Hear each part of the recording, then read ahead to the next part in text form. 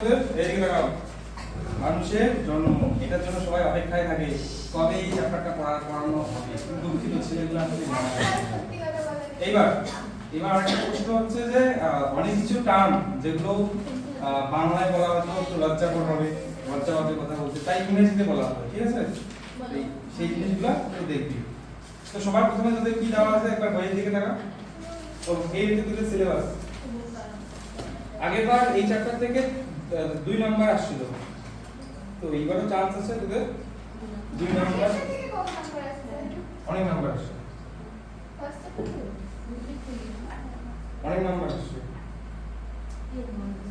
উদ্ভিদ থেকে 3 নাম্বারের মতো আসছে, আর এখান থেকে প্রায় 2 নাম্বারের মতো আসছে। এই হচ্ছে তোদের সিলেবাস অফিশিয়াল। মনে রাখি এদিকে সবার প্রথমে কি আছে তোদের দেখ, male and female reproductive system, তারপর হচ্ছে anatomy, histology of testis and ovary. Histology মানে কি? অ্যানাটমি মানে যখন তুই গঠন, ভিতরের গঠন সম্বন্ধে পড়বি অ্যানাটমি। হিস্টোলজি মানে যখন তুই টিস্যুটাকে কেটে রং করে মাইক্রোস্কোপের তলায় দেখবি তখন থেকে বলবো হিস্টোলজি। হ্যাঁ, হিস্টো মানে হচ্ছে তো টিস্যুটাকে কেটে রং করে দেখতে পাবো, এটা হচ্ছে হিস্টোলজি। তাহলে সবার প্রথমে তোদের জননতন্ত্র সম্বন্ধে দেওয়া আছে গল্প, একটু গল্পটা বাড়িতে পড়ে নিবি। আমি এই জায়গাটা থেকে আসছি, এখানে চলে যাই। এখানে তোর লেখা আছে কি বলতে, এইটুকু জায়গা লেখা আছে ছেলে আর মেয়ের মধ্যে কি বৈশিষ্ট্য দেখা যায় ওটার জন্য এই জায়গাটা। সবার প্রথমে কি লেখা আছে দেখ, বয়ঃসন্ধিকাল বা পিউবার্টি, তাইছিস? ওটাকে আরেকটা নাম বলে কি, অ্যাডোলেসেন্স। বয়ঃসন্ধিকাল ছেলেদের কখন কবে শুরু হয়? একটু লেটে শুরু হয় ছেলেদের। কত বয়স? 12 থেকে 15 বছর, আর মেয়েদের ক্ষেত্রে সেটা 9 থেকে 14 বছর। তো এই সময় কি হবে, মেয়েদের পিরিয়ড শুরু হয় আর ছেলেদের ক্ষেত্রে শুক্রাণু উৎপাদন শুরু হয়। কেন শুরু হয়? একটা হরমোনের প্রভাবে, কি নাম, GnRH, গোনাডোট্রপিন রিলিজিং হরমোন। এই হরমোনটা এর আগে মানে এই 9 বছরের আগে পর্যন্ত যে একদমই মেয়েদের থাকে না তা না, কম থাকে, ঠিক আছে? কিন্তু বয়ঃসন্ধিকালের পরে কি হয়ে যায়, এটার পরিমাণটা বেড়ে যায়। বুঝা গেল? এবার কি কি পরিবর্তন হয় সেগুলো তোদের করতে হবে। এক নাম্বার হচ্ছে ফিজিওলজিক্যাল চেঞ্জ। দেখ পরপর দেওয়া আছে না, ফিজিওলজিক্যাল চেঞ্জ গঠনগত কি কি শারীরিক পরিবর্তন লক্ষ্য করা যাবে। কি হয় এই সময়, ছেলে মেয়েরা আকারে দেখবি হঠাৎ করে লম্বা হয়ে যায়, তাই না? মেয়েদের ক্ষেত্রে শরীরে একটু চর্বি জমতে শুরু করে, আর ছেলেদের ক্ষেত্রে পেশির সংখ্যা বৃদ্ধি পায়। ছেলেদের ভয়েসগুলো মোটা হয়ে যায়, এরকম হয়ে যায়, আর মেয়েদের গুলো একটু মিষ্টি টাইপের হয়। এই ধরনের চেঞ্জ দেখতে পাবে। মেন্টাল চেঞ্জের মধ্যে কি কি দেখা যায়, এই সময় বিপরীত লিঙ্গের প্রতি আকৃষ্টতা বাড়ে। ছেলেরা মেয়েদেরকে পছন্দ করা শুরু করে, মেয়েরা ছেলেদেরকে পছন্দ করা শুরু করে। এই বয়সে দেখবি ছেলে মেয়েরা প্রেম করা শুরু করে কোন বয়সে? কোন ক্লাসে? কোন বয়সে ছেলে মেয়েরা প্রেম করা শুরু করে? ওই ক্লাস 8, 9, 7 তখন থেকেই হচ্ছে এটা।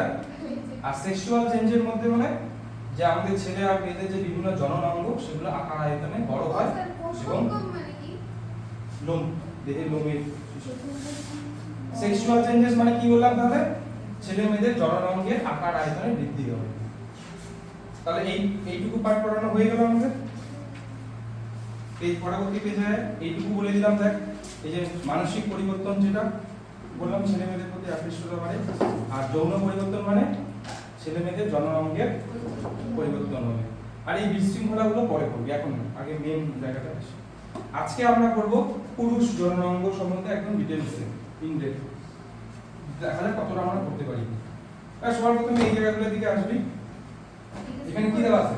আসো তো না, আরেকগুলো রিডিং আছে। এবার এখানে ছেলে মেয়েদের বৈশিষ্ট্যের মধ্যে কিছু পার্থক্য আছে, এগুলো রিডিং পড়বি তোরা। আমার বলার মতো কিছু নেই, আমি যদি একটা জায়গায় বলে দিচ্ছি, কোনো জায়গায় বুঝতে অসুবিধা হলে বলে দেবো। দেখ পার্থক্যটা দেখ, দেখ কোনো জায়গায় যদি অসুবিধা হয়, বুঝতে না পারি আমাকে বল, আমি বলে দিচ্ছি।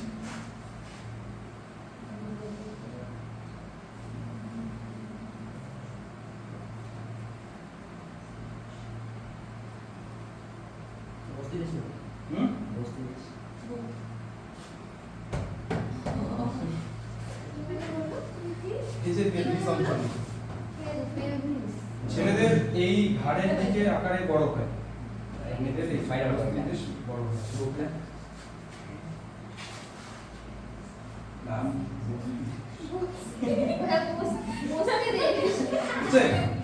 পিউবিক অঞ্চল মানে কি বলতো? এইদিকে রাখা। পিউবিক অঞ্চল মানে জননাঙ্গের উপরে এখানে হেয়ারের কথা বলা আছে, লোমের কথা বলা আছে। ঠিক আছে, বাকি দেখে নিয়ে যাও। এরপর পুরুষ জননাঙ্গ সম্বন্ধে একদম ডিটেইলস এ করতে হবে সবার প্রথমে। বইয়ের মধ্যে দেখা ছক আছে এরকম, তাই না? আছে ওই ছকটার দিকে লেখাটা বোঝা যাচ্ছে এখানকার। এবার ছেলেদের প্রধান জননাঙ্গের নাম কি?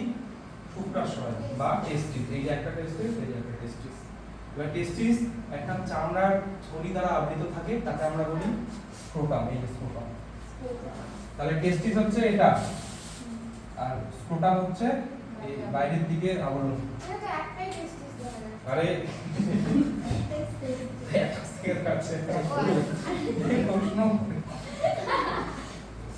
বুঝছে? এরপর শিশ্ন কোনটা? এই যে পেনিস হচ্ছে আমাদের শিশ্ন। গেল এইটুকু পার্ট। তারপর আরো বিভিন্ন দেখ গৌণ বা অনুষঙ্গিক যৌনাঙ্গ। কেন প্রধান বলছে বলতো এখানে? কারণ এখানেই আমাদের শুক্রাণু তৈরি হয়, তাই তো? আর এই শুক্রাণু উৎপাদন প্রক্রিয়ায় বিভিন্নভাবে সাহায্য করে হচ্ছে এই গৌণ যৌনাঙ্গগুলো। তার মধ্যে একটা নাম কি? এটা শুক্রানালী। কোথায় শুক্রানালী? এই যেটা, এটা হচ্ছে আমাদের শুক্রানালী। এই টেস্টিস থেকে শুক্রাণু তৈরি হয়, এই শুক্রানালী দিয়ে এদিকে যায়। গেল এক নম্বর। এপিডিডাইমিস, এই যে এপিডিডাইমিস হচ্ছে এই জায়গাটা। ডিটেইলসে পড়বো এগুলো নিয়ে, আপাতত শুধু জেনে রাখ যে কোন অংশটাকে কি বলে। তারপর কি আছে? Seminal vesicle. কয়টা আছে? দুইটা। এই একটা সেমিনাল ভেসিকল, এই একটা। গেল। তারপর কি আছে? নিক্ষেপণ নালী। নিক্ষেপণ নালী একটু এই জায়গাটা এখানে ভালো করে দেখা নাই, আমি বলছি এই জায়গাটা দেখাচ্ছি। এই জায়গাটা দেখা, দুটো সেমিনাল ভেসিকল এই যে একটা নালীতে মিলিত হয়ে গেল না, এটাকে আমরা বলছি নিক্ষেপণ নালী। ঠিক আছে? এরপরে কি আছে? প্রোস্টেট গ্রন্থি মনে হয়।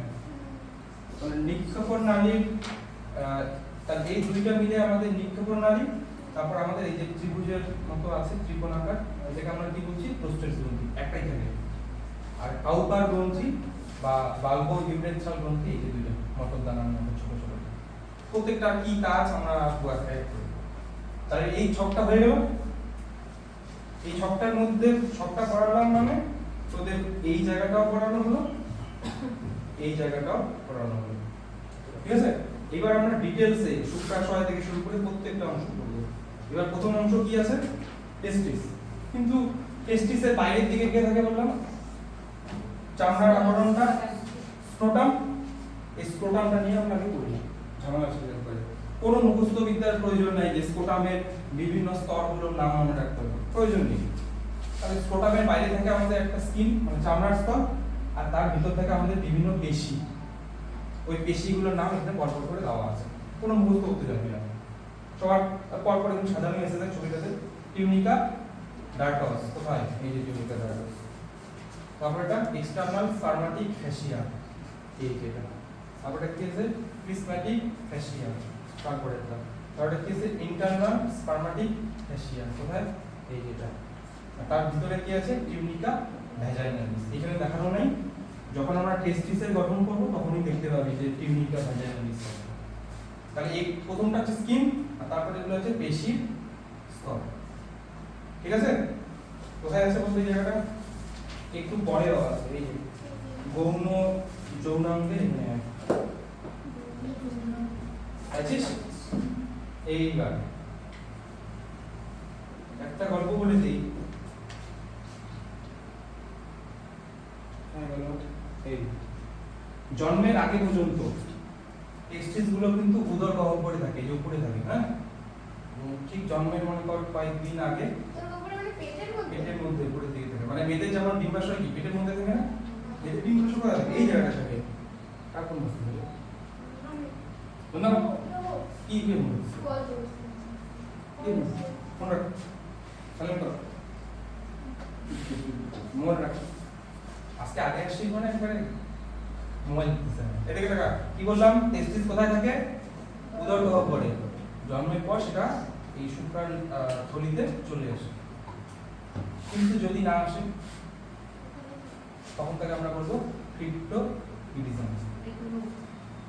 রোগ না, যদি নরমাল কেন আসে না বলতো, যদি টেস্টোস্টেরন হরমোনের পরিমাণ কম থাকে, বুঝা গেল? ওই টেস্টোস্টেরনই কামতে সাহায্য করে। চলন না, এই টেস্টিসের সঙ্গে না একটা কলা যুক্ত থাকে, ওইটা ছোট হয়ে আসে, যা ওই মনে করে এরকম করে টেস্টিসটা আছে তো, ওর সঙ্গে এরকম করে একটা কলা বা টিস্যু, এই শুকটা থলির মধ্যে যুক্ত হয়ে যাবে। তো টেস্টোস্টেরনের প্রভাবে কি হয় বলতো, এই কলাটা ছোট হয়, ছোট হলে কি হবে, এটাকে আস্তে আস্তে টাইনে নিচের দিকে নিয়ে আসবে। এবার টেস্টোস্টেরন যদি না থাকে তাহলে নিচে আসবে না। এই যে ক্রিপ্টোকিডিজম, উইকিপিডিয়া তুমি দেখো আছিস। তারপরে দেখ লেখা আছে মনোকিডিজম। দেখা গেল একটা টেস্টিস নিচে আসছে আর একটা আসেনি, ওটাকে আমরা বলছি মনোকিডিজম। তাহলে ওই যে বাইল্যাটেরাল ক্রিপ্টোকিডিজম তখন বলবো।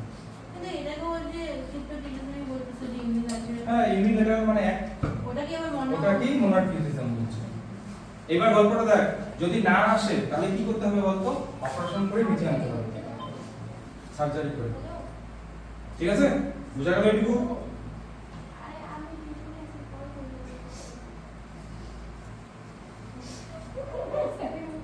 বন্ধ কর, মোবাইল সাইলেন্ট কর, বারবার বলছি মোবাইল সাইলেন্ট কর, কোথায় বুঝে না। এই হচ্ছে, তাহলে ক্রিপ্টোকিডিজম গেল। এইবার টেস্টিস কিন্তু দেখ দেহ থেকে অনেকটা বাইরে থাকে। কেন থাকে বলতো? কারণ আছে, কারণ আমাদের দেহের টেম্পারেচার কত, 37 ডিগ্রি সেলসিয়াস, আর শুক্রাণু উৎপাদনের জন্য একটু কম লাগে, ওই 33, মানে এর থেকে প্রায় কত ডিগ্রি, 4 ডিগ্রি মতো কম লাগে। তো ওর জন্যই দেহ থেকে একটু বাইরে থাকে। এবার তাকাও, ঠান্ডার দিনে বাইরের টেম্পারেচার কি কমে যায়, তখন টেস্টিস আবার উপরের দিকে চলে যায়। আবার গরমের দিনে আবার কি হচ্ছে, আবার নিচে এটা ছেলে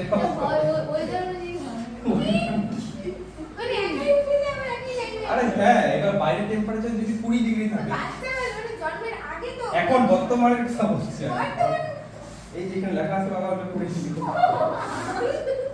এই যেখানে বলা আছে পড়ে দিবি, ঠিক আছে? এই দুটোর মধ্যেই লেখা আছে। ঠান্ডার দিনে উপরে উঠে যায় আপনি আপ, যাতে টেম্পারেচারটা মেইনটেইন করতে পারে। হ্যাঁ পড়ে দিস, বুঝছেন? এইবার তাহলে আমরা কি নিয়ে পড়লাম, স্ক্রোটাম নিয়ে পড়লাম। এবার প্রত্যেকটা স্ক্রোটাম, এই যে স্ক্রোটামটা এখানে দেখ একটা ক্যানালের মতো আছে না, এখানে কি একটা ঢাকা স্থান মনে কর, এই ক্যানালটার নাম হচ্ছে ইনগুইনাল ক্যানাল। ইনগুইনাল ক্যানাল, এই ক্যানাল ভিতরে থাকে আমাদের দেখ কি লেখা আছে, স্পারমাটিক কর্ড। এই স্পারমাটিক কর্ডের মধ্যে কি থাকে বলতো, বিভিন্ন রক্তবাহ, শিরা, ধমনী, নাট, তা এছাড়া তোর কি যেন বলে, একটু আগে বলি না, এই যে এটার নাম কি, শুক্রানালী পল্লী, এর ভালো নাম হচ্ছে ভাস ডিফারেন্স। এটাও এই ইনগুইনাল ক্যানালের ভিতরেই থাকে, বুঝা গেল? এটা কোথায় আছে তোদের বইয়ে, এই যে যদি আরো ভালো করে দেখাই, এই দেখ, এই হচ্ছে ইনগুইনাল, এই দেখো এটা হচ্ছে তো ইনগুইনাল ক্যানালটা, আর তার ভিতরে কি আছে আমাদের স্পারমাটিক কর্ড, যার সাহায্যে টেস্টিসটা লেগে থাকে, বুঝা গেল? আর এই স্পারমাটিক কর্ডের ভিতরে কে থাকে বললাম, শিরা, ধমনী, নার্ভ, তারপরে কি এই যে শুক্রানালী, এটাও থাকে, বুঝা গেল? কোথায় আছে বইয়ে, এই যে স্পারমাটিক কর্ড বা স্নায়ু রজ্জু, শুক্ররজ্জু, এই পাইছিস? বাস। টেস্টিকল হচ্ছে এপিডিডাইমিস, আসতে যেটা পড়ে এখন, এটা পর করে আসতে হবে আমাদের। তাহলে এটা বুঝা গেল। এইবার এই যে তোদের ছবির মধ্যে এই যে এখানে দেওয়া আছে, এই ছবিটা, এই যে স্পারমাটিক কর্ড। এইবার তোরা আসবি শুক্রাশয়ের মধ্যে। এবার আমরা শুক্রাশয় সম্বন্ধে ডিটেইলসে পড়ব। একটু এরকম করেই পড়াতে হবে, লাফায় লাফায়, কিছু করার নেই। এই পয়েন্টগুলো নিচে পড়ে নিব। হুম। এবার তাকাও, আমাদের শুক্রাশয়ের মধ্যে 3টা আবরণ থাকে। সবচেয়ে বাইরের স্তরটার নাম কি? Tunica vaginalis. এই যে এই স্তরটার নাম টিউনিকা ভ্যাজাইনালিস। তারপরে দেখ একটু পিঙ্ক, এই যে এই স্তরটা আছে না, এই টোটাল স্তরটার নাম কি? কি করছো বল? কোথায়? নিচে তো, বাইরে নিচে। এত গ্রন্থ তাহলে টেস্টিসের সবচেয়ে বাইরে আবরণের নাম টিউনিকা ভ্যাজাইনালিস। তারপরে যে এই যে অংশটা দেখতে পাচ্ছিস টোটালটাই, এটা কি নাম? টিউনিকা অ্যালবুজিনিয়া। তার ভিতরে যে এই যে ব্রাউন কালারের অংশটা দেখতে পাচ্ছিস, এই যে ব্রাউন কালারের অংশটা, যাকে আমরা কি বলবো? টিউনিকা ভাস্কুলোসা। টিউনিকা ভাস্কুলোসার প্রচুর রক্ত পাওয়া থাকে, তার জন্য এই জায়গাটার নাম ভাস্কুলোসা। ভ্যাজাইনালিস, অ্যালবুজিনিয়া, ভাস্কুলোসা। এবার টিউনিকা ভাস্কুলোসার ভিতরে অনেকগুলো খণ্ড থাকে, দেখতে পাচ্ছ এই খণ্ডগুলো?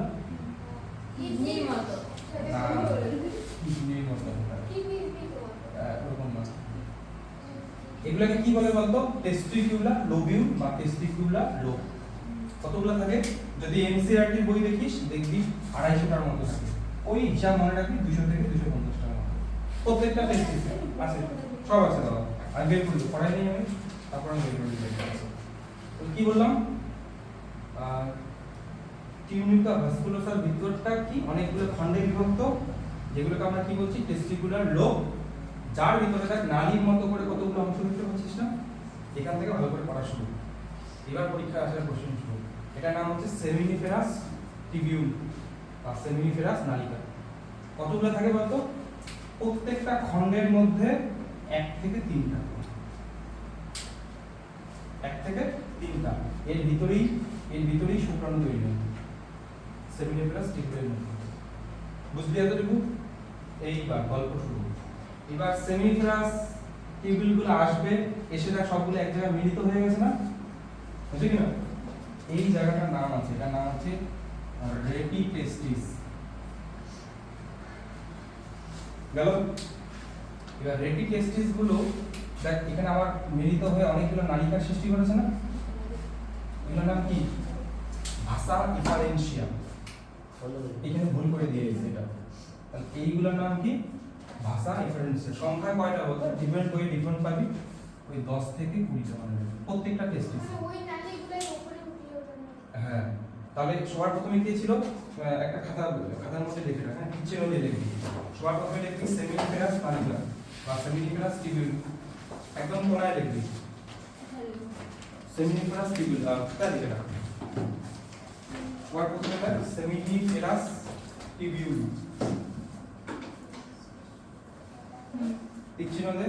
তারপর লেখ রেটি টেস্টিস, বাসেন্দ্র একার টয়রসি, রেটি টেস্টিস, টয়কার দন্তস্ব টয়রসি দন্তস্ব,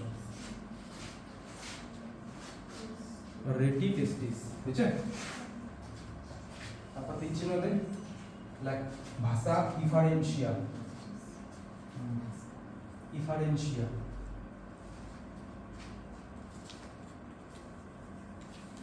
বুঝছিস?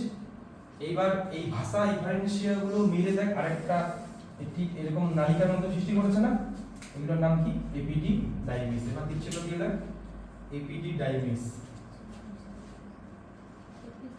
ডাইমিস, এপিডি ডাইমিস।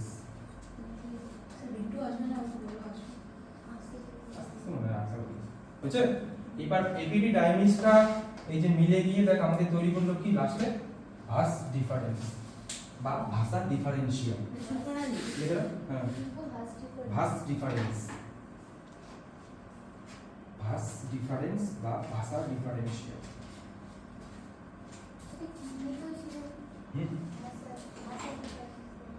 না ভাষা ভাষা লেখা আছে, পাইছিস? বাস।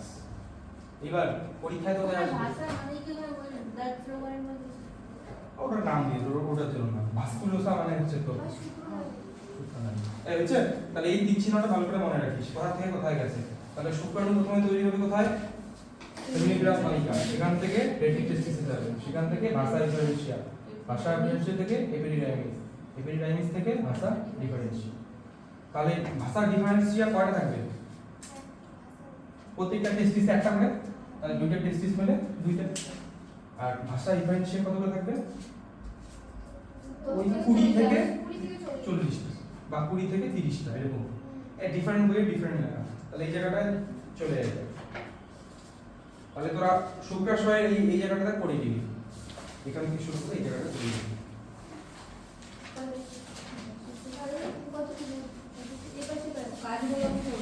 আর কাজগুলো আসতে পড়ে এইটুকু জায়গা করে নিবি, থাকে এই ওই জিনিসগুলো লেখা আছে, রেটি টেস্টিস, ভাষা ডিফারেনশিয়া, এপিডিডাইমিস, ঠিক আছে। এবার এই জায়গাটা পড়ে, আমি পরে এটা আসছি। এবার শুক্রাশয়ের মধ্যে বিভিন্ন হরমোন তৈরি হয়, কিভাবে শুক্রাণু তৈরি হয় এগুলো পড়ে, এখন না। এবার এই যে এপিডিডাইমিস পাইছিস, তুই ভাষা ডিফারেনশিয়াটা দাও নাই কেন রে?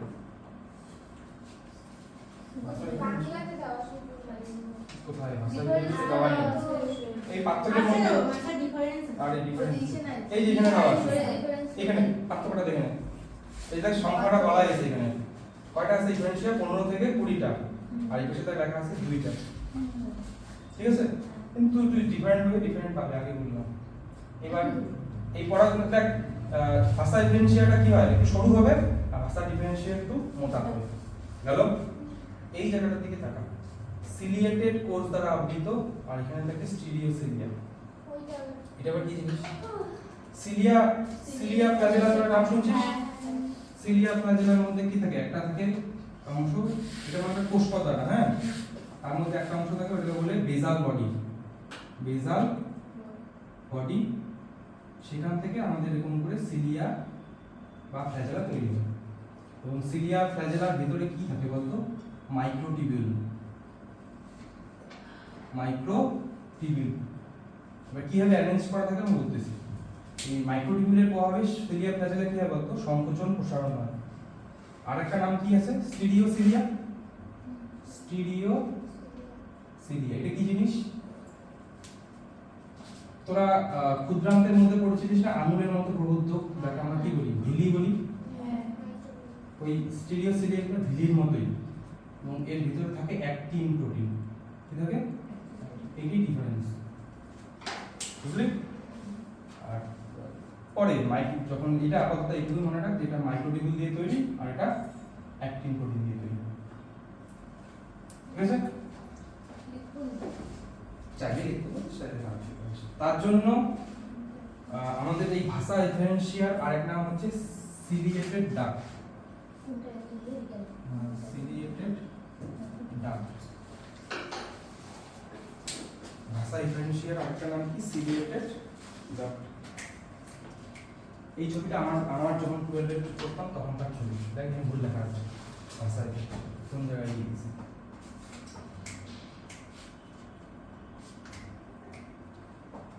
হয়েছে, বুঝিয়ে দিলাম।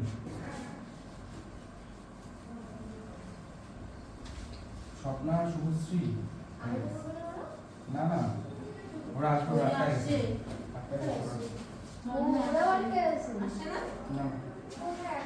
এদিকে দেখো, ওর জন্য অপেক্ষা আছে। দেখ এই ছবিটা আরেক ছবি থেকে একটু পরিষ্কার আছে, হ্যাঁ, কিসের জন্য পরিষ্কার, দেখেন সব কিছু জায়গা, রেটি টেস্টিস, তারপর ভাষা ডিফারেনশিয়াল, তারপর কি এপিডিডাইমিস। এবার এপিডিডাইমিসের এখানে 3টা পার্ট নাম দেওয়া আছে, সবার উপরে অংশটাকে বলে কি, কাপুট, এপিডিডাইমিস, তারপরটার নাম কি, কর্পাস এপিডিডাইমিস, আর লাস্ট হচ্ছে কডা। কডা মানে হচ্ছে লেজ, আর কাপুট মানে হচ্ছে তো হেড। এটা উপরে আছে তাই কাপুট, এটা কি কর্পাস, আর এটা কডা এপিডিডাইমিস। অত মুখস্থ করার দরকার নেই, না, এটা অ্যানাটমি পড়ছিস, আণুবীক্ষণিক না। এই ছবিটা বইতে একটা ছবি দেওয়া আছে, চলো এই হচ্ছে। এবার আমরা কি করবো রে, বইয়ের মধ্যে এরপর কি আছে, তাহলে এই যে এপিডিডাইমিস গেল, ভাস ডিফারেন্সিয়াল, এটা পড়াই দিলাম। এইবার আমরা করব এই জায়গাটা সেমিনাল ভেসিকল। এই জিনিসগুলো তোদের বই একদমই ভালো করে দেওয়া নেই, তাই এখান থেকে পড়বি। সেমিনাল বেসিক দেখাবো। এইবার এখানে দেখ হচ্ছে ছবি দেওয়া আছে, এটা কি বলে? শ্যাম্পু। ইংরেজিতে বলে সিমেন্ট, বাংলায় বলে বীর্য। বীর্য এরকম দেখতে হয়, শব্দ বের হওয়া বীর্য হচ্ছে এরকম দেওয়া। এবার দেখো শ্যাম্পু না কি হতে দেয়। তাহলে আমরা কি করলাম? তাহলে প্রথমে আমি কোন জায়গায় আসলাম? এই দুইটা হচ্ছে কি সেমিনাল ভেসিকল। হ্যাঁ, আমাদের বীর্যের 60% কে তৈরি করে এই সেমিনাল ভেসিকল। এই যে লেখা আছে, ঠিক আছে? এই জায়গাটা এর মধ্যে কি কি থাকে সেগুলো তো বইয়ে নেই। এই যে লেখা আছে, এখানে লেখা আছে, দিয়ে দিলাম এটা। এবার এই সেমিনাল ভেসিকল থাকা খরিত পদার্থের মধ্যে বিভিন্ন ইম্পর্টেন্ট পদার্থ থাকে, যেগুলো খুব ফ্রুক্টোজ শুক্রাণুকে কি দেয়? পুষ্টি দেয়। প্রোস্টাগ্ল্যান্ডিন, প্রোস্টাগ্ল্যান্ডিন প্রভাবে কি হয় বলতো? শুক্রাণুগুলো কি এদিক দিয়ে যাবে, তাই তো? এটা মেয়েদের স্ত্রী জননতন্ত্রের ছবি। তাহলে যখনই এই বীর্যের মধ্যে থাকা শুক্রাণুগুলো যাবে, এই জায়গার যে পেশিগুলো আছে না, ওই প্রোস্টাগ্ল্যান্ডিন সংকোচনে সাহায্য করে, যার ফলে শুক্রাণুগুলো নির্দিষ্ট একটা দিকে যাবে। বুঝতে পারলি? তো হয়ে যাবে। জি ভাই। গেল। এইবার এই এই বীর্যের যে ছবি দেওয়া আছে, এটা শব্দ বের হওয়া, তার জন্য একটা জমাট বেঁধে আছে না? আমাদের রক্ত তঞ্চনের ফলে রক্তটা কেমন হয়? জেলির মতো হয়, ঠিক ওরকমই দেখা গেছে, জেলির মতো। কারণ কি বলতো? এই সেমিনাল ভেসিকল থেকে খরিত হওয়া তরলের মধ্যে কি থাকে? বিভিন্ন তঞ্চনকারী প্রোটিন থাকে। এই তঞ্চনকারী প্রোটিনগুলো কিন্তু রক্তের মতো না, পরিচিত ফ্যাক্টর 7, ফ্যাক্টর 8 ওরকম না, আলাদা। বুঝা গেল? তাহলে এইটা হচ্ছে তোর কি সেমিনাল ভেসিকল এবং তার কাজ। প্রোটিনগুলোর নাম নাই, ওগুলার নাম নেই। এবার এই ফ্রুক্টোজটা খুব ইম্পর্টেন্ট। মনে কর কোথাও কোনো মেয়ে বা কেউ ছেলে রেপ হয়েছে, মেয়ে রেপ হয়েছে, মনে কর। ছেলেরা যে রেপ হয় না, ওরকম কোনো আছে না। এইবার এই ফ্রুক্টোজ, এবার ওই মেয়ের জননতন্ত্র থেকে ফ্রুক্টোজ টেস্ট করা হয়, ফ্রুক্টোজের উপস্থিতি লক্ষ্য করা হয়। এবার যদি এবার ফ্রুক্টোজ, এখন মেয়েদের জননতন্ত্রের মধ্যে কিন্তু ফ্রুক্টোজ যুক্ত কোনো তরল থাকে না, তাহলে রেপ হলে কি ওই মহিলার স্ত্রী জননতন্ত্রের মধ্যে কি ফ্রুক্টোজের উপস্থিতি লক্ষ্য করা যাবে, তার থেকে বোঝা যায় যে রেপ হয়েছে কিনা। এটা একটা ফরেনসিক টেস্ট। সেমিনাল বেসিকল থেকে নিয়ে যেতে হবে। ফ্রুক্টোজটা কোথায় আছে বলতো তোদের বইয়ে? এই যে fact finder page number 103, fact finder page number 103, ফ্রুক্টোজের উপস্থিতির উপর লক্ষ্য করে জানা যায়। বুঝা গেল? এই নেক্সট, তাহলে এই ছবিগুলো দেখবি আর পরপর শুধু পড়ে যাবি, একদম সোজা চ্যাপ্টার এটা, আর পড়তেও ভালো লাগবে, নতুন নতুন জিনিস দেখতে পাবি।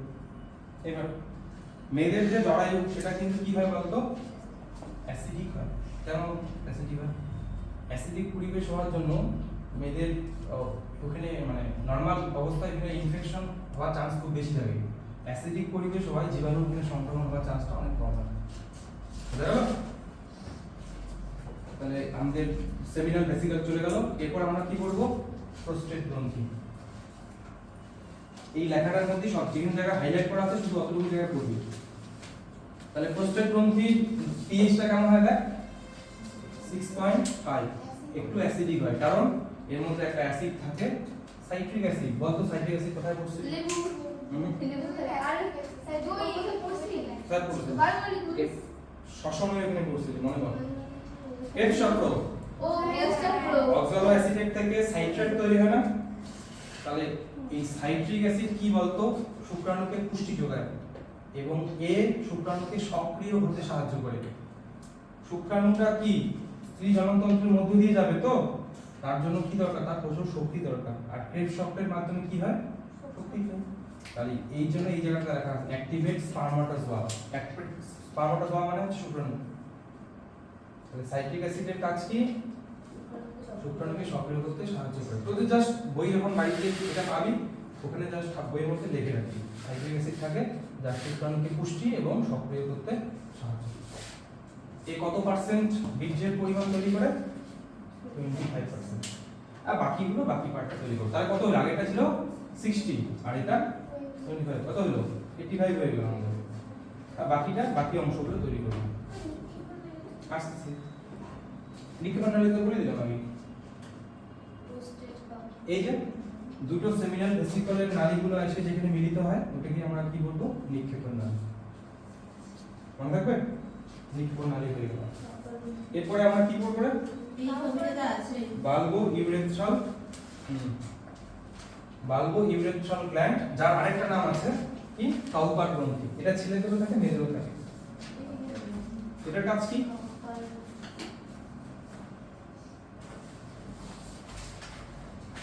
জননের আগে মানে মিলনের সময় যাতে ঘর্ষণ কম হয় তার জন্য এই বাল্বো ইউরেথ্রাল গ্রন্থি কিছু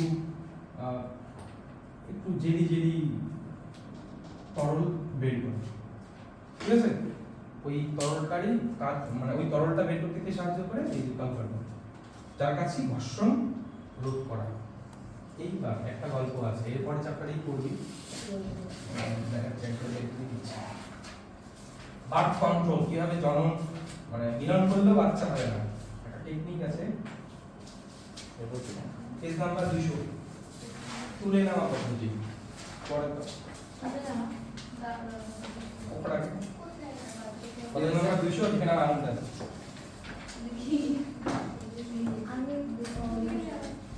একবার রিডিং করো। রিডিং করো না? তোমার কি কোথায়? বই কোথায়? বাহ, তুই যে একটা উন্নতি করবি না, আরে পড়ার মতো উন্নতি করবি রে সত্যি। বহুত বঢ়িয়া। পাইছিস? না স্যার। ওকে বের করে এই দিকে। ওটা জাস্ট এমনি আমি রিডিং করতে বললাম। समझ में आया अब नहीं आया ये बता মানে মানুষ ভাবে যে বীর্যটা পড়লেই এর মধ্যে শুক্রাণু থাকে। তো এই এবার মনে কর বীর্যটা বের করার আগে তুই মিলনের আগে যোনি থেকে পেনিসটা বের করে দিলি, তাহলে মানুষ ভাবে যে বাচ্চা হবে না, প্রেগন্যান্ট হবে না, শুক্রাণু তো যায়নি। কিন্তু এই যে বাল্বো ইউরেথ্রাল গ্রন্থি থেকে যে এই যে তরলটা বের হলো এর মধ্যেও সামান্য পরিমাণ কি থাকে? আরে শুক্রাণু থাকে। আর আমাদের শুক্রাণু ডিম্বাণু মিলন হওয়ার জন্য কয়টা লাগবে? একটা তো। তাই তুলে নেওয়া পদ্ধতি সবসময় সেফ না। কিন্তু বুঝে কি করে যে কখন সিমেন্ট বের হবে?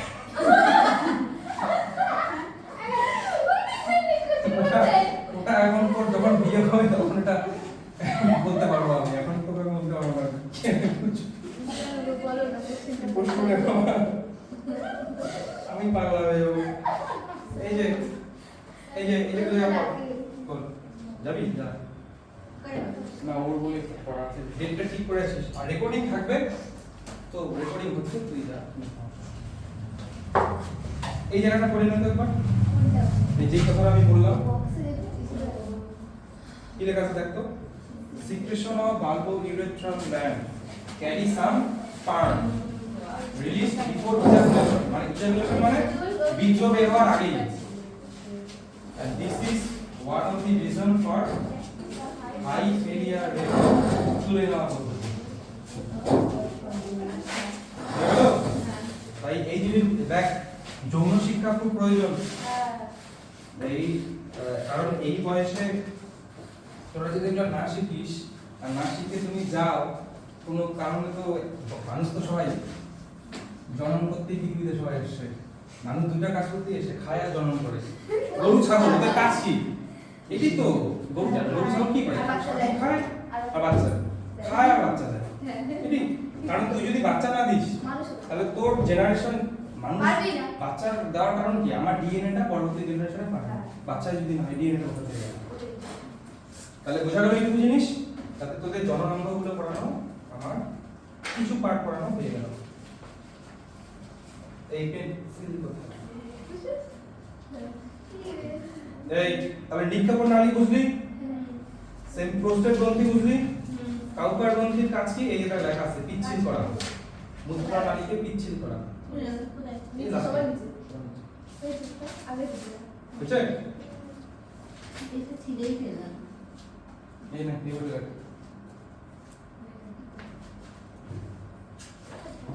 ভিতরেটা কোথায় বুঝে না এই বলে। এবার এদিকে দেখো বলতো একটা ছেলে তার জীবনে কতগুলো শুক্রাণু তৈরি করে একদিন? একদিন 5,000 3 লাখ। 5,000 প্রত্যেক হার্টবিটে 1000 টা করে শুক্রাণু তৈরি হয়। হার্টবিটে এই যে 60 বছরের পরে তো হবে না। একটা পুরুষের সারা জীবন শুক্রাণু তৈরি হয় মরে যাওয়ার আগে। মেয়েদের ক্ষেত্রে সেটা একটা সময় আছে যার পরে ডিম্বাণু বন্ধ হয়ে যায় ভীষণ, কিন্তু ছেলেদের ক্ষেত্রে লাইফ টাইম। এই যে দেখ দৈনিক 100 থেকে 120 মিলিয়ন শুক্রাণু তৈরি হয়। 120 মিলিয়ন মানে জানিস 10 লক্ষে 1 মিলিয়ন। তাহলে ভাগ ভাগ 120 হয়েছে। এইবার চলে আসো পরের পেজে টেনিস সম্বন্ধে। টেনিস বা কৃষ্ণ, আমাদের একটা বন্ধুর নাম ছিল কৃষ্ণ। এবার ও কিন্তু আমাদের সময়ে টপার ছিল ওয়েস্ট বেঙ্গলে, 6 না 7th র্যাঙ্ক করছে, এখন ও মেডিকেল ডাক্তার। ও আমগুড়ি হাই স্কুলে পড়তো, 10 এ আমাদের 6 এ পাস করছে। ওর নাম ছিল কৃষ্ণ আর ওকে সবাই বলে থাকতো শিষ্য। আরে ওই যে বলে বন্ধুদের মধ্যে এটা। এই এরপর অংশটার নাম কি বললাম? টেনিস। এই হচ্ছে আমাদের টেনিস। টেনিসের বিভিন্ন অংশ সম্বন্ধে আছে, তোকে এই শুধু রিডিং করতে হবে, হ্যাঁ মুখস্থ করার কিছু নেই। টেনিসের 3টা মাসকুলার অংশে বিভক্ত। একটার নাম কি দেখ, মাঝের অংশটার নাম কি? Corpus spongiosum. আর দুপাশেরটার নাম কি? কর্পোরা ক্যাভার্নোসা। এই দুটো অংশ পড়লে বাদ হয়ে গেল শেষ। আর পেনিসের সামনের দিকে অংশটা এরকম থাকে, এই যে কোন অংশটা বলতো সামনের দিকে এরকম করে আছে, এই যে কর্পোরা ক্যাভার্নোসা অংশটাই, এটাকে কি বলছে? Glance penis. আর এর বাইরের দিকে একটা চামড়ার আস্তরণ থাকে যাকে বলে ফোর স্কিন। বই হবে দাওনি ফোর স্কিন, যা কি করে এই অংশটাকে ঢেকে রাখে। ঠিক আছে। এইবার মুসলিমদের ক্ষেত্রে এই অংশ সাধারণত একটা নির্দিষ্ট বয়সের পর এই ফোর স্কিনটা নিচের দিকে চলে আসে। মানে এই মানুষ তো মানুষই হয়। আরে দাঁড়াও শুনো, এরকম থাকে, হ্যাঁ মানে একটা বয়সে বাচ্চা বয়সে এটা এরকম থাকে, কিন্তু ওই বয়সন্ধিকালের পর 14-13 বছর বয়সে এরকম হয়ে যায়। বুঝা গেল? ওর স্কিনটা নিচে চলে আসে। মুসলিমদের ক্ষেত্রে এটা যেটা ন্যাচারালি হয়, এই ছোট বয়সে এটাকে কেটে নিচে নিয়ে আসে। বুঝলি ব্যাপারটা? এটা নিয়ে অনেকের প্রশ্ন থাকে, তাই আমি বলে দিই।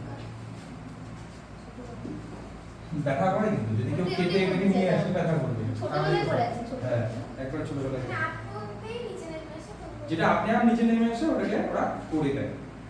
বুঝা গেল? এরপর দেখ টেস্টিসের ভিতরে কি থাকে? বিভিন্ন রক্তবাহ থাকে। এই যে টেস্টিসকে যদি কাটি গোল করে, এই যে দেখ দুই পাশে কি আছে আমাদের?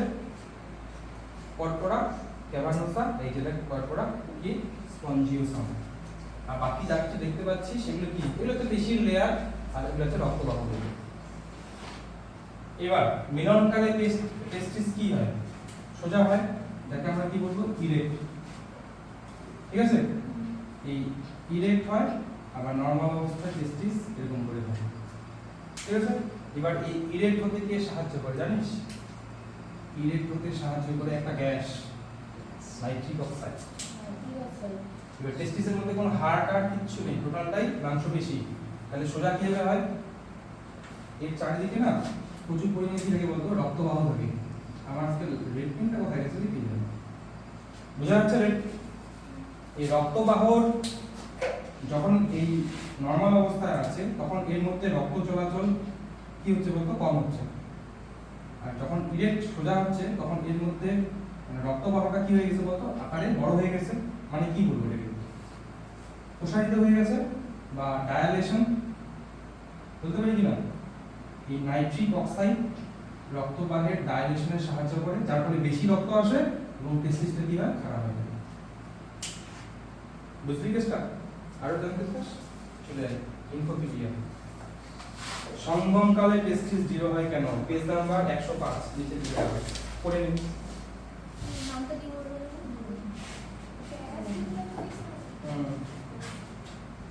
সিম্প্যাথিক তো তোর বিপদকালীন অবস্থায় করে, পড়ে নে। সাইক্লিক জিএমপি মানে দেওয়া আছে পড়ে না আবার, ওটা দরকার নেই, শুধু মনে রাখি যে নাইট্রিক অক্সাইডের প্রভাবে ওই ডাইলেশনের নিচে দাগ দিয়ে রাখ, ভিসো ডাইলেশন পাবি এখানে, রক্ত বাহকে প্রসারিত করে। নিচে নিচে ওখানে পড় একটু, লাস্টের দিকে উপরে লাইনটা রাখ।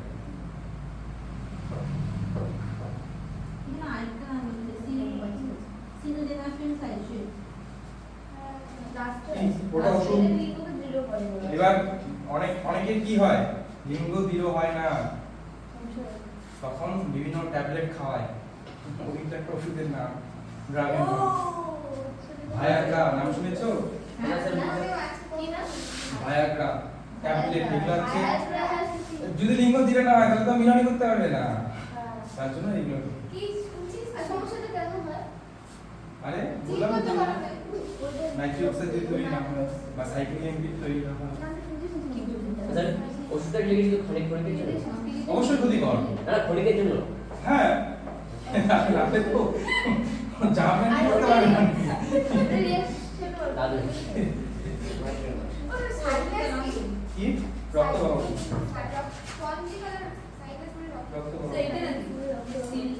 হ্যাঁ হ্যাঁ ওই যে ওগুলা ড্রাগস গুলোর নাম, ওই যে ভায়াগ্রা হচ্ছে মার্কেটিং নেম, তার মধ্যে এগুলো ড্রাগস থাকে, এদের প্রভাবে নাইট্রিক অক্সাইডের পরিমাণ কি হয়ে যায়, বেড়ে যায়, যার ফলে লিঙ্গটা বেড়ে যায়। হ্যাঁ এই কোষগুলো থেকে বের হয়। ঠিক আছে বুঝলো? এইবার তারপরে যদি প্রতিদিন পড়াটা তাহলে এই পড়াগুলো এইভাবেই পড়াতে হবে কিন্তু, হ্যাঁ তাহলে পেনিস সম্বন্ধে তোরা পড়লি, বেশি ডেপথ নিয়ে পড়ার কোনো দরকার নেই, জাস্ট নরমালি রিডিং করবি। এইবার এই জায়গাটায় এই যে যেটার কথা বললাম, এই কেটে বাদ দেয়, এই যে লেখা আছে গ্ল্যান্স পেনিসের চামড়া না মুক্ত হওয়াকে বলা হয় হাইমোসিস। হাইমোসিস অপারেশন দ্বারা এই চামড়াকে বাদ দেওয়া হয়, বাদ দেওয়া হয়।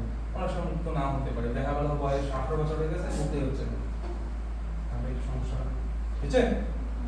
ওই মুক্ত না হয়ে যদি মিলন করতে যায় ব্যথা হবে, ফুলে যাবে একটা জায়গায়, ওই চামড়াটা পেনিসের উপরে যে চামড়াটা দেখা যাবে, এদিকে তাকাও।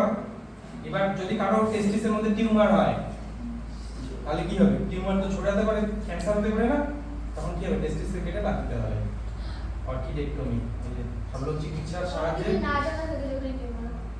দেখা করবে তো। হ্যাঁ যদি টিউমার হয় শুক্রাণু উৎপাদন বন্ধ হয়ে যাবে, টেস্টিসের মধ্যেই তো টেস্টিস তো বাদ দিবে, মানে পাটা দেয় কাশি, এই মিনে পড়াইছিলাম পাটা থেকে কি কাশি হয়, ওই জিনিসগুলো, যাক এগুলা জিনিস অনেক কিছু বললাম। এইবার তোদের গল্প আছে কি, ব্লাড টেস্টিস ব্যান্ডের এখন করতে হবে না আগে। এইবারে এই জায়গাটা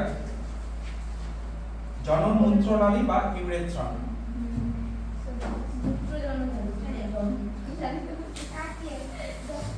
এদিকে তাকাও, এই ছবিটার দিকে তাক, এই জায়গাটার নাম কি রে, নিক্ষেপের নালী, আর এটা হচ্ছে তোর মূত্রাশয়টা, তাহলে জননালী আর মূত্রনালী কি দুটোই মিলে গেল না, এই টোটাল অংশটা কি, তাহলে আমরা কি বলবো এখান থেকে, মূত্র জনন নালী, ঠিক আছে? এবার মূত্র জনন নালীকে ইংরেজিতে বলি ইউরেথ্রা। এবার তিনটা পার্ট আছে, দেখ প্রথমটা কি লেখা আছে, প্রোস্টেটিক ইউরেথ্রা, মানে প্রোস্টেট গ্রন্থির মধ্যে যে ইউরেথ্রাটা থাকে, গেল। তারপরে কি আছে, মেমব্রেনাস ইউরেথ্রা, এই প্রোস্টেট গ্রন্থির পরে আর বাল্বো ইউরেথ্রা গ্রন্থির পরে এইটুকু জায়গাকে আমরা কি বলবো, মেমব্রেনাস ইউরেথ্রা। আর যে ইউরেথ্রাটা পেনিসের মধ্যে থাকে এটাকে আমরা কি বলবো, পিনাইল ইউরেথ্রা। এখন বুঝা গেল? হ্যাঁ। আর এটা কি, শুধু মূত্রনালী, তাহলে এটা কি নিক্ষেপণ নালী আর এটা হচ্ছে মূত্রনালী, দুটাই একসঙ্গে মিলে। ছেলেদের ক্ষেত্রে কিন্তু জনন নালী আর মূত্রনালী কিন্তু মেয়েদের ক্ষেত্রে আলাদা, বুঝা গেল? তাহলে এগুলো হচ্ছে বেসিক পড়া গেল, এবার কঠিন পড়া তো যায়নি, এবার কঠিন পড়া আসবে। এইবার আমরা করব এরপর কি আছে রে? তাহলে বীর্য সম্বন্ধে আর কিছু বললাম না। বীর্যের রং কেমন হয়? সাদা। এই যে সাদা ঈষৎ বর্ণের।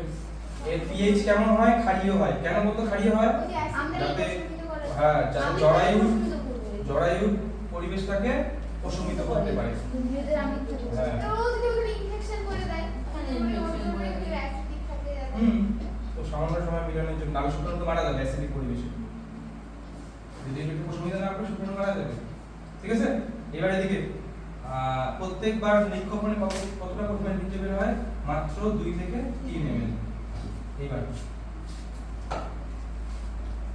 এই জায়গাটা শুধু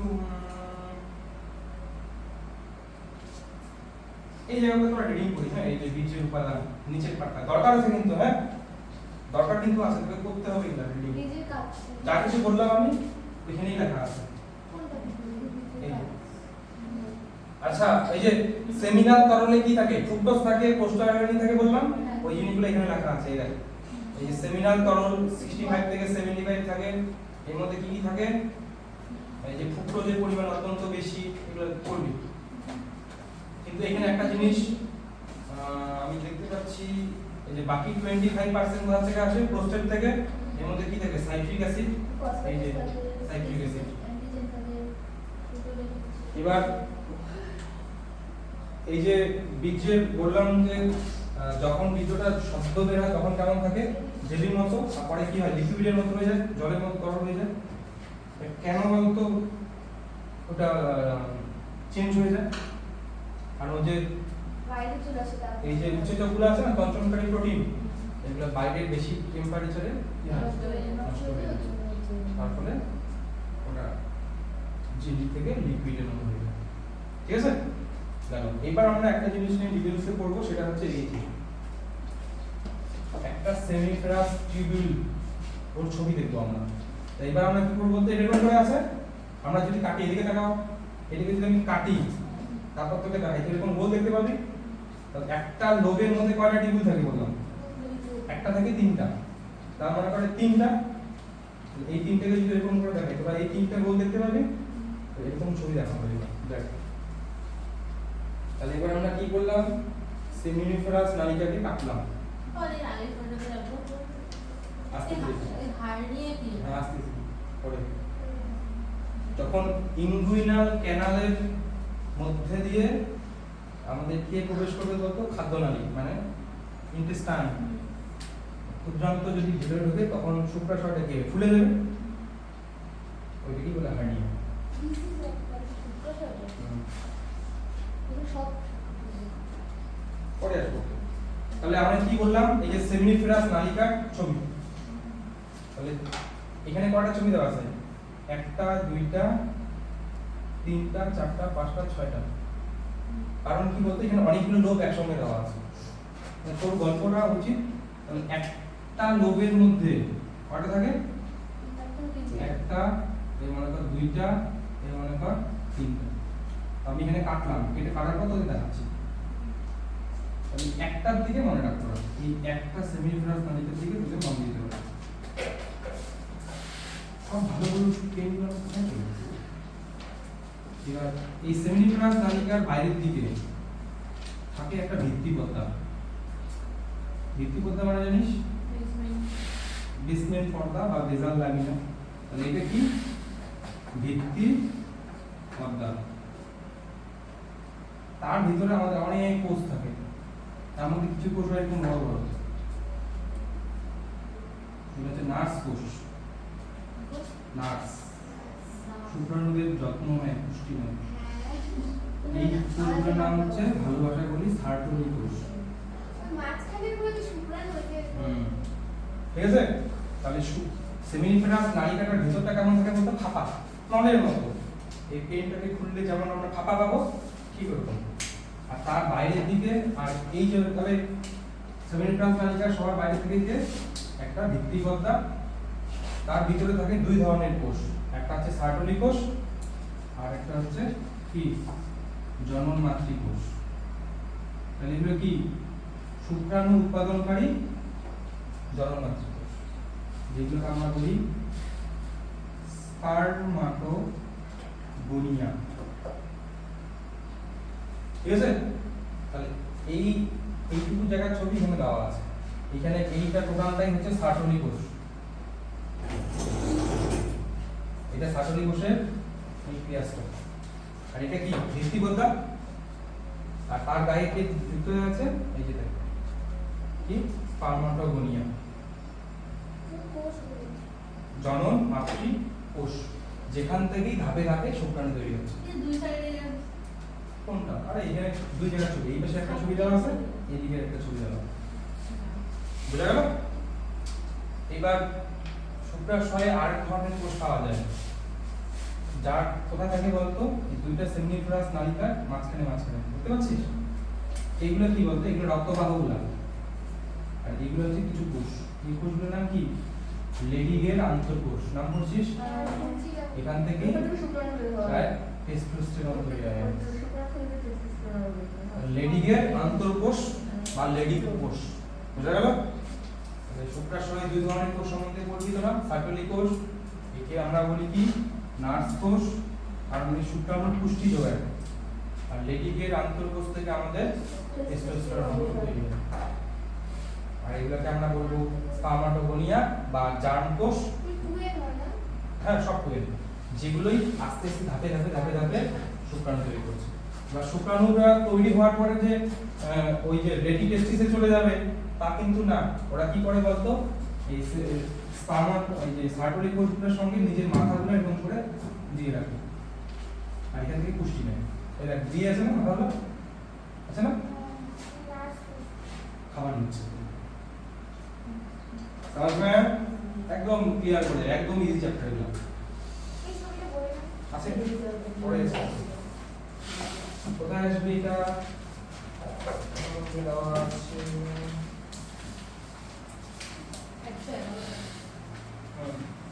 পেজ নাম্বার 111। এই যে ইউনিক অ্যালবুজিনিয়া একদম বাইরে থাকে, আর এদিকে তারপর হচ্ছে সেমিনিফেরাস নালিকা, এই যে পর পর পর পর করে পড়ে যাবে, রিডিং করবি শুধু। তাহলে এটা হচ্ছে আমাদের শুক্রাশয় কি অনুবীক্ষণিক ছবি, হিস্টোলজিক্যাল ছবি। চলে যায় সে ধাবড়, আর ভালো করে পড়বি সেমিনিফেরাস নালিকা। এই যে লেডিগের আন্তঃকোষ, ওখানে তার লেখা আছে লাস্ট লাইনে তার লেখা আছে টেস্টোস্টেরন নামক হরমোন তৈরি হয়।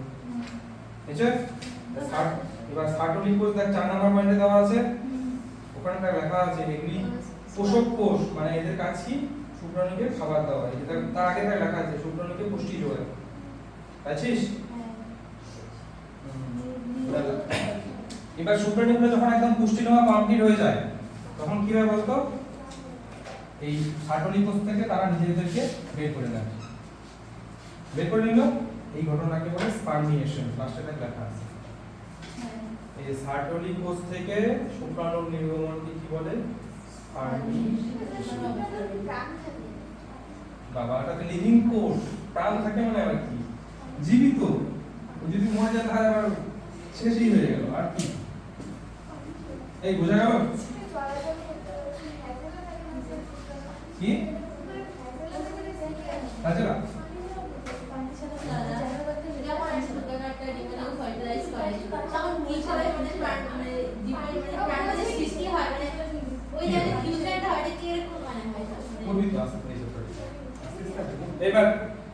এবার তোরা একটা ইম্পর্টেন্ট জায়গা করবি, এটা আমি একবারে লিখে লিখে পড়াচ্ছি।